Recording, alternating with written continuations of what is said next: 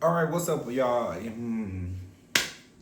let's get it together because we're not gonna be tripping over our words today. All right, what's up, everybody? I'm Guna Corn. How you doing? Lovely, great, nice to see you. Make sure while you're here, you like, share, subscribe, do all the things. Love that for you. Let's go. All right, Real Housewives of Atlanta, season 16, episode that one. All right, there are a couple of things I want to talk about, and I'm not talking about this whole episode because I got things to do. So we gonna get in here and we gonna get out.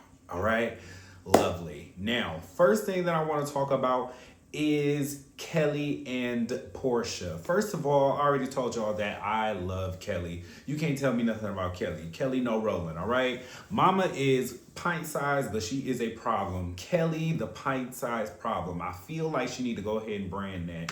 Turn it into a sweater, a t-shirt, a pack of thongs, a Wild Buffalo Wild Wings joint. Do something with it, okay? I feel like the pint sized problem, like, bitch, you could be a beer. Like, let's think about it. Okay, hold on. I need to wipe off my eyes because I got a little smudge on it. All right. We're back in the game and we are. Work. All right. So Kelly and Porsha head on down to Kenya's hair spa. They both look gorgeous. Kenya in that purple, her signature purple. Kelly is wearing mismatched shoes, but it looks good on her. So far, I'm really enjoying Kelly's fashion. She always shows up looking good. We gonna slow down with. We gonna slow down with.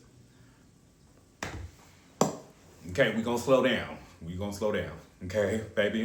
Like you though, Kelly. We love you.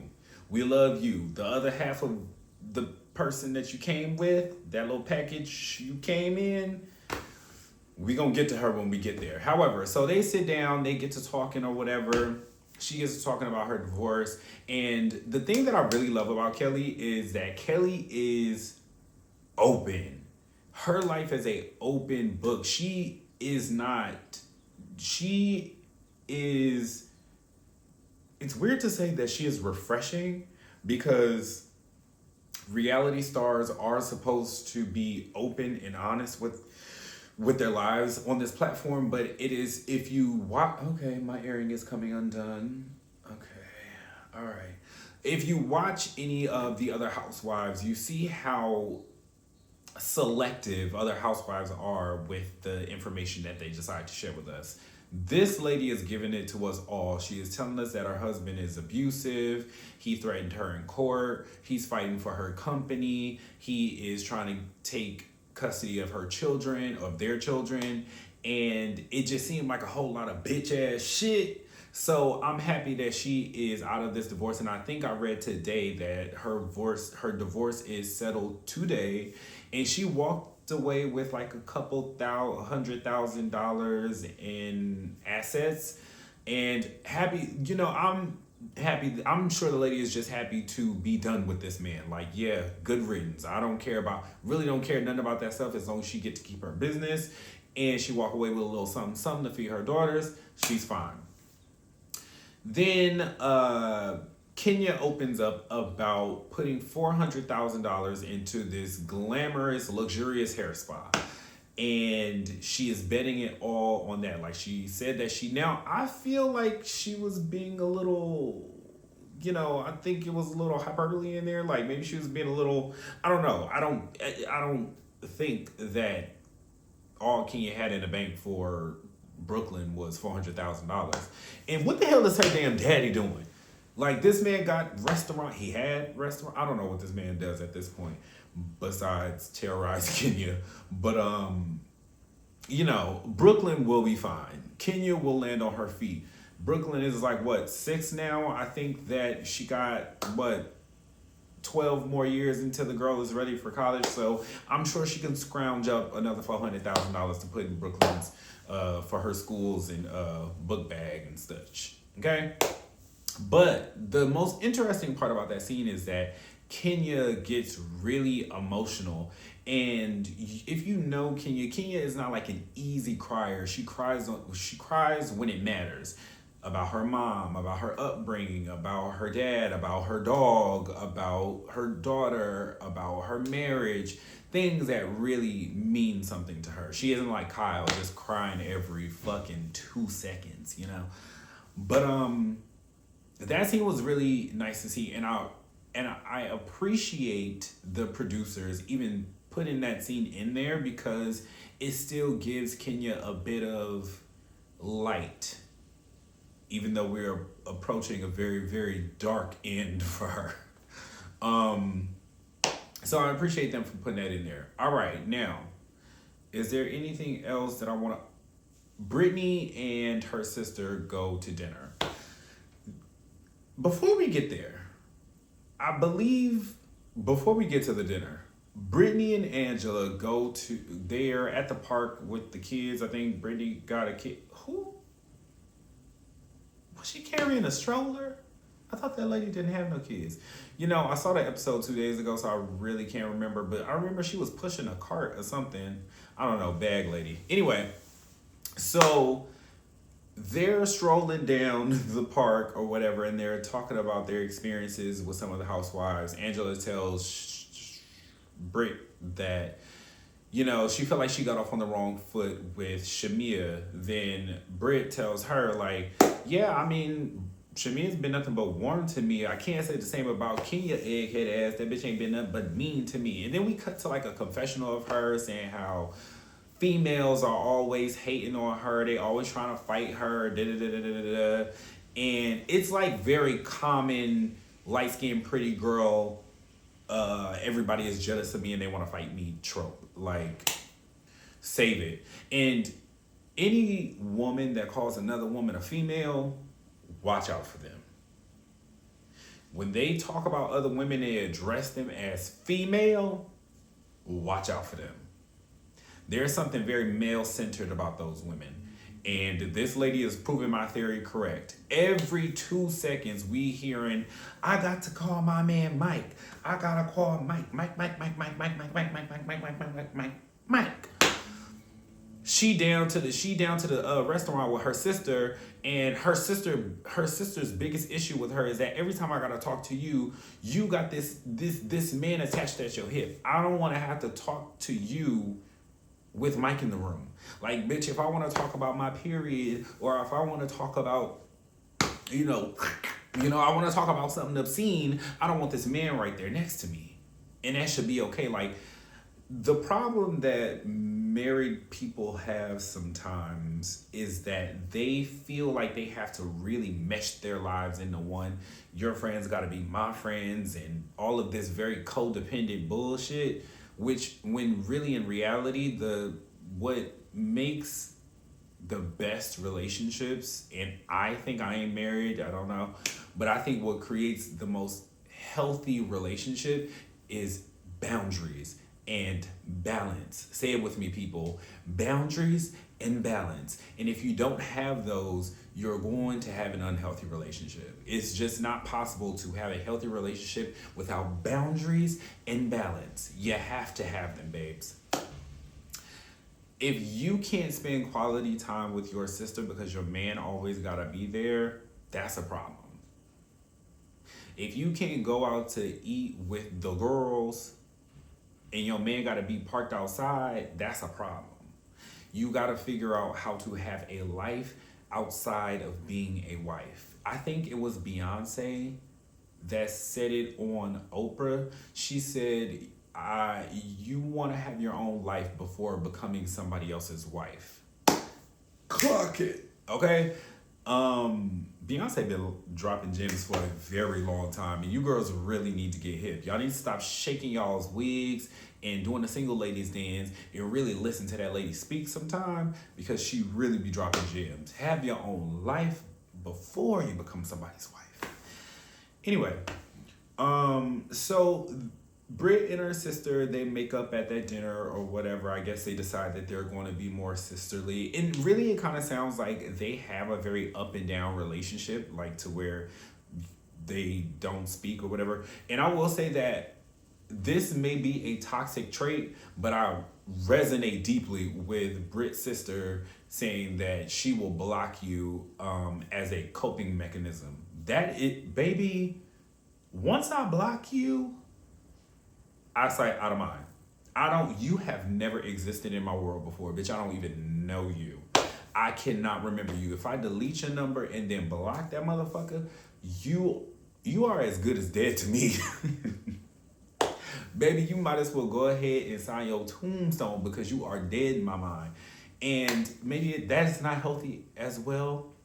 I think especially with people who you want to be in community with, that is not the best. That is not the best. That is not the best. What is the word that I'm looking for? Solution to your problem. It is not the solution. Now, to be fair, I don't do that to people who I actually want to be in community with. I do that to people who I really want to be dead in my mind. You know, so to Brit's sister, also, you need to learn balance, you know? So moving on to, is there anything else before I get here? Drew meets up with Dennis at the studio. She tells Dennis that he needs to talk to Porsha. He tells her, you need to talk to Porsha. Why everybody is scared of Porsha? Well.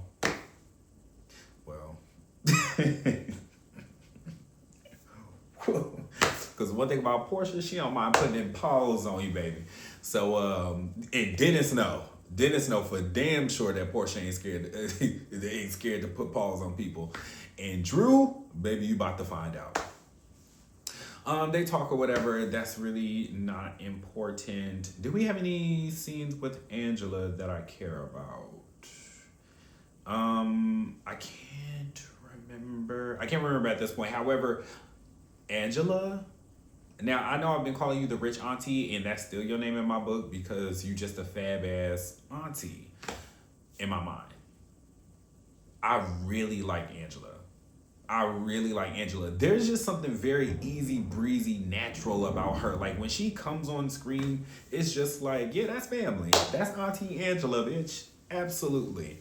Now, let's go ahead and get down to this black tie affair or whatever, or the green affair, according to Kenya, or blue. She had on something, child. Anyway, so we get down to this dinner scene at the bank that I'm assuming was a bank, but they turned into a restaurant. Now, they said that the bank is in a rough neighborhood, but it looks fab on the inside. So, I mean, as long as it look good on the inside and the food is fab, I'm there.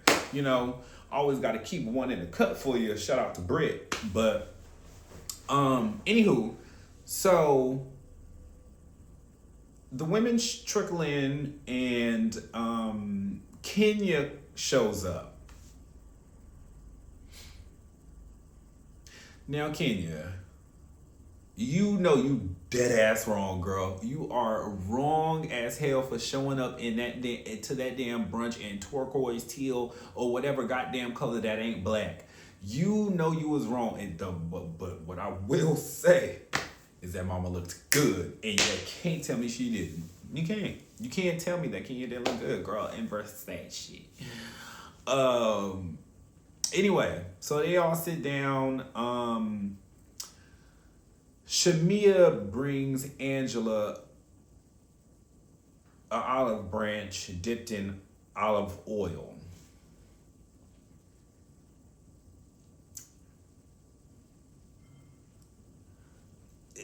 I think the gesture was nice. I think it was a little heavy-handed. I don't think we needed all that. I think a simple, I'm sorry for saying that your nose was sharp and pointy. It kind of looked like Pinocchio. I'm so sorry for saying that to you. I did not mean to say that you was about to give me a paper cut with your nose. I'm so sorry for saying that you look like one of the Jacksons. That was not my intention. Or, some form of a Housewives apology. I don't think that we needed this olive branch. However, whatever. It's cute. Then Angela apologizes to Shamia as well, blah, blah, blah. And then, so we get down to the get down. The women sit around, they're talking, and then Shamia plays a song for the table. And the whole time she is playing the song for the table, her song, by the way, her song, and y'all have watched the show. I think y'all are just here because y'all like to hear people talk about these shows. I don't know. But the she plays the song and then Portia's like, girl, that ain't you. That sounds too good to be you. Can't be my home girl. No, ma'am. And I'm sitting there thinking like, ho, is you cool? Is this your best friend? I don't care if the track sounded like Beyonce. I don't give a fuck if it was full of auto tune. I don't give a fuck if I don't care if it sounded bad, if it sounded great, if it sounded like goddamn Stevie Wonder, Alicia Keys, Whitney Houston, Kesha, Omarion. I don't care if it sounded like all them people in one. If my best friend say that she laid that vocal down, my best friend laid that vocal down, baby. It ain't near one of you bitches gonna be up on that stage besides me when it come time to get this Grammy, because I will be supporting and cheering my best friend on the entire way. Nobody, and I will be looking around the table like I dare a bitch to giggle. I dare a bitch to be like, ooh, girl, what? I dare you. I will set this motherfucker on fire. Not my best friend. Not mine. But clearly, it could be Porsha's, because Porsha, baby, it's not looking good for you, Porsha. It is starting to look like what the people are saying about you is true. That you are a jealous friend and you only married that African man because you was chasing after Shamia's life. I didn't want to say it.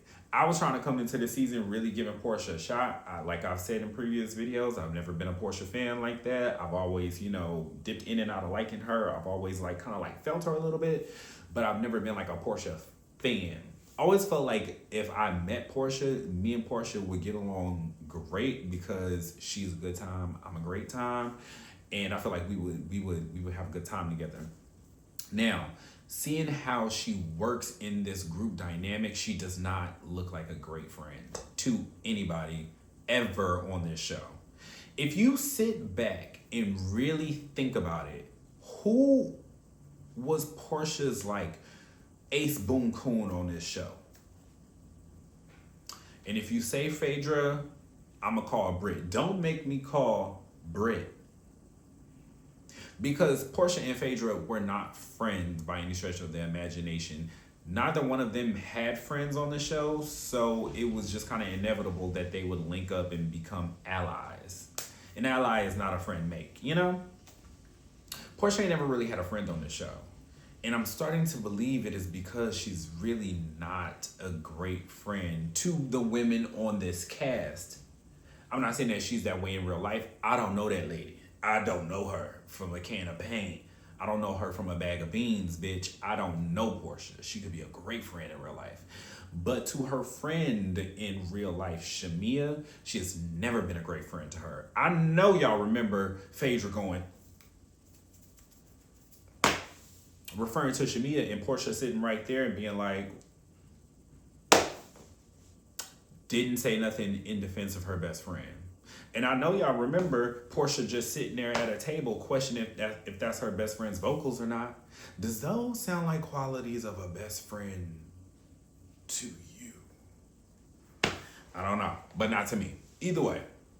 So we move on from that or whatever. And now the group is doing some shady question pass around bullshit that housewives love to do.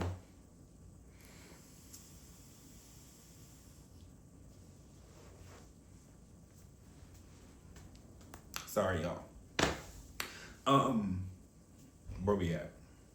So Kelly asked Drew why she didn't buy anything from her ball main event. Here's what I'm about to say about this whole dynamic with this cast. I don't like the way that they treat Drew. I get it. Drew's a liar. I've been very hard on Drew in the past in these videos. I've been really hard on her because I think that she is a liar and I think that she is a little too ditzy for me sometimes. And I really wanted her to get away from Ralph to really step up to the plate and be her own lady. But But I don't like the way that the cast treats Drew. And I especially don't like it that the fact that a newbie thinks that she can come in and check you. Drew, stand up. Stand, Drew. Stand up. If it was ever a time for you to prove that you're not a punk, that was it. This lady just came in and chin checked you. She pocket checked you and said, why your broke ass didn't pay for nothing at that event? I don't know if you did or didn't. However, you didn't do enough or say enough. And it's just like, Drew, you really got to start sticking up for yourself. Because I really don't like the way that the cast feels like they can just punk you. Don't like it. You too pretty for that. Stand up, baby. Okay? Flip your hair and slap a bitch with it. Girl, please. I spent $2,000 at your little punk ass event. Bitch, shut up. And spit in her food. And then dig your finger in it. Do something. Anyway. So then we get to, I think Drew asked a question. Kenya, why are you always messing with happily married woman? Something like that. However, the grammar seemed a little bit dicey because it seemed like Drew was trying to proofread and read aloud at the same time while she was reading that. And either Drew is illiterate or Brit can't spell. And I'm going to go ahead and just say that Brit can't spell. Because Brit had to correct her like, women. Yeah, bitch, we knew it was you that wrote it. And Kenya was like, it's a habit. And Kelly's like, it's a habit. She was like, I'm kidding. No. And then so we move on to Brit's question. Brit is like, can you speak to Brit kindly without an attitude? Now, before that even began, right? Because I forgot a part. We're going to rewind real quick. Before all of that even began, Kenya came around, gave kisses, hugs, church hugs. She get around to Brit, give her the same kind of energy, and Brit is acting like she's deserving of somebody to part her pussy lips wide open and stick their head in there to greet her. Brit, hey, baby, I don't know what you think this is. Nobody knows you around here. Nobody knows you around here. But that is what I was talking about when I was talking about it last week when I said that Brit is fishing for an issue with Kenya. It is not a two-way, two-sided beef here. This lady has conjured up in her mind that Kenya was going to come for her. So she was going to make Kenya come for her, come hell or high water. The lady came in, she gave everybody a hug, but she couldn't even pay attention to the way that she embraced everybody else the exact same way that she embraced her, because she was so fixated on Kenya hugging her the way that she wanted to be received. I genuinely think that Kenya could have got down on one knee and proposed to that lady, and she still would have found a problem with it. Oh, you just down on one knee? You can't get down on both knees? Oh, bitch, you can't have a bigger ring? And it's like, Brit, she hugged you. What more did you want? And then she swiftly clarified the reason why she hugged you the way that she did. I hugged you that way because I didn't want to get makeup on me. She like kind of smiled and like, took her seat. And then like, if you peep in the corner, you can see them kind of conversing on the side there. I think the cameras and production weren't really trying to show too much of that interaction because it would make Brit look even more crazy, but you can kind of see them talking on the side. So Brit asks her question. Can you speak to Brit kindly without an attitude? Kim was like, she was like, yes, I can. I can speak to everyone kindly. She was like, well, we're not talking about everyone. We're talking about me. First of all, the first part of that sentence was, yes, I can, a direct response to your question. And then she made a general response and said, I can speak to everyone kindly. You are fishing for a fucking problem, Brit, and it's not a cute look for you.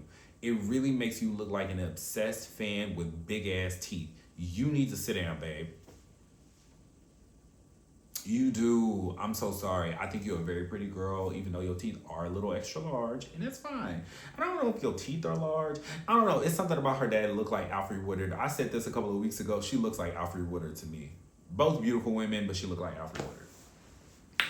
Either way, so she says something else. Do I need to repeat the question for you? Da-da-da-da. Kenya was like, oh, you want a moment. Girl, you're not getting it. And she was like, I don't need a moment. You need a moment. Kenya's like, I am a moment. All in this like calm, chill, menacing voice. And Brit is the kind of person. Now I have to give my sis a little bit of slack here because I'm also the exact same way. I do not like to be on a different level of mad than my opponent. Like, cause if I'm like real mad and then they acting chill, that makes me more mad. And I think a lot of people are that way.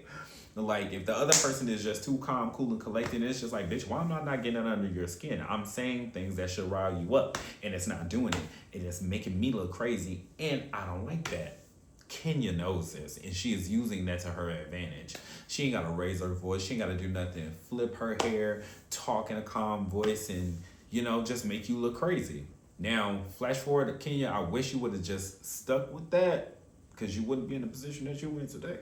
However, so now things are getting really out of control. Brit talking about, bitch, I got pistols and whips for that ass. Da, da, da, da, da, da, da. Ken's still paying her no mind. She jump in a car or whatever. Brit like, let me call my husband. Let me call my husband, the man that cares about me. Do you care about you? Because if you did, I just don't think you would be making yourself look so stupid like this. You look stupid, baby. You look dumb. I feel for you. I feel for you because I do want to give Brit a taste of grace. She's watched this show like the rest of us for the last 15, 16 years. She has watched this show. She studied this show. She knows the in and outs, and she knows who Kenya is. So I do think it is a little impossible to not come in with like preconceived notions, like she said, and not let that like color your way through this puzzle. However, you did let it do that. You let that preconceived notion navigate your way through this dynamic, and it ultimately made you look like a crazy obsessed fan. Talking about pistols and whips and bringing your husband out, saying that your husband care about you and all this other shit when we are supposed to be under the impression that y'all are just now getting to know each other and you've never really seen the show, like it's supposed to feel like an organic, natural thing. But you talking about Kenya, talking about her husband, obviously letting us know that you know about the situation between her and Mark. Kenya don't even know you. Kenya don't know nothing about you. But oh, did she find out. Y'all, next week is going to be a doozy. It will be either the last episode or the second to last episode that Kenya will be in this season. And during that episode, she will be revealing some rather scandalous photos of Brit eating. And I can't wait to see it. Now, let me just say this here and now that I don't necessarily know if what Kenya did is worse than what Brit did.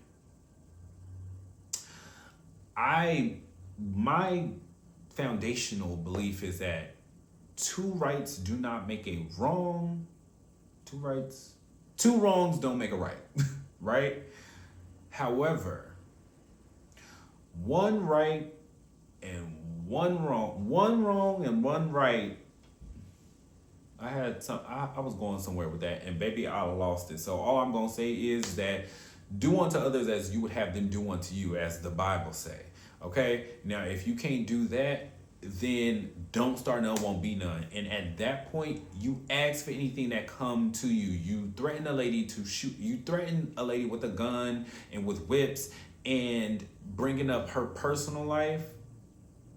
If all of that is on the table, your personal life is also on the table. And however I choose to bring that to you is how I choose to bring it to you. Deal with it. So what? Cry about it. But I guess Kenya's the one crying because she got fired. So, I don't know, baby. But either way, that was all I got to say about this week's episode of Real Housewives of Atlanta. Y'all let me know what you think down in the comments below. Make sure you like, share, subscribe. Do the kind thing and like, share, and subscribe. Nah. Just kidding. Love y'all. Toodles. Okay. Okay, come on now.